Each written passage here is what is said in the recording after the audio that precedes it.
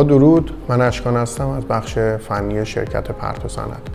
امروز میخوام اطلاعاتی در رابطه با مودباس در اختیار شما قرار بدم. مودباس زبان مشترکی رو برای ایجاد ارتباط بین دستگاه‌ها و تجهیزات به یکدیگر فراهم می‌کنه. به عنوان مثال، مودباس این امکان رو برای دستگاه‌های موجود در سیستم که دما و رطوبت رو اندازه‌گیری می‌کنن فراهم می‌کنه تا بر روی یک شبکه متصل بوده و نتایج رو به صورت به رایانه نظارتی یا PLC تحویل بده.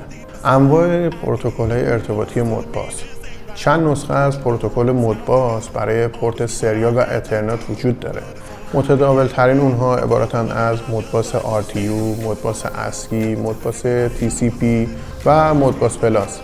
مودیکون رابط ارتباطی مودباس رو برای شبکه‌های چند هاپی بر مبنای مموری مستر اسلیو منتشر کرد.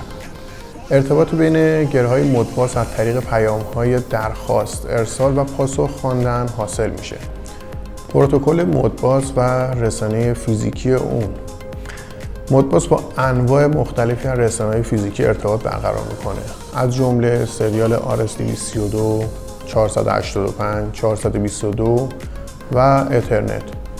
رابط کاربری مودباس اصلی روی ارتباط سریال RS232 اجرا شد، اما اکثر پیاده‌سازی‌های بعدی مودباس از طریق RS485 استفاده میکنن که دراپ‌های پرتو صنعت نیز از همین رابط استفاده میکنن، زیرا موارد زیر مثلا میسر میکنه، مثلا مسافت طولانی‌تر، سرعت‌های بالاتر، امکان قرار گرفتن چند دستگاه در یک شبکه مولتی دراپ. ارتباط مودباس مستر اسلیو بر روی رسانه فیزیکی سریال RS485 از اتصالات فرستنده و گیرنده دو سیمی استفاده میکنه.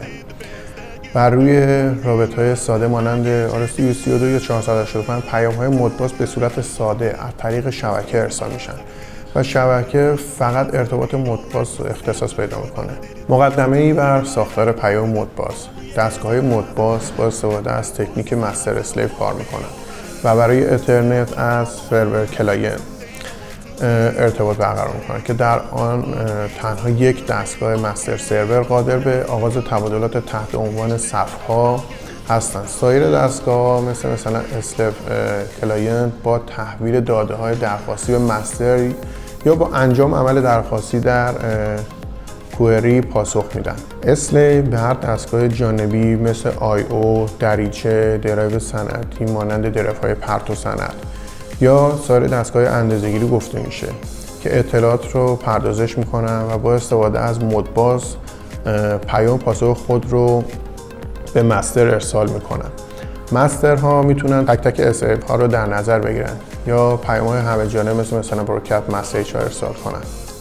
درخواست مستر شامل آدرس اسلیو یا آدرس برودکست و کد عملکرد با دستور خواندن یا نوشتن داده به اسلیو. داده های دستور نوشتن اگر دستور نوشتن توسط مستر ارسال شده باشه و قسمت بررسی خطا. پاسخ یک اسلیو هم شامل قسمت هایی که دریافت درخواست را تایید میکنن و داده هایی که باید برگردونده بشن و بررسی داده های خطا. امیدوارم با تماشای این قسمت اطلاعاتی راجع به مودباس کسب کرده باشید. تا درودی دیگر بدرود.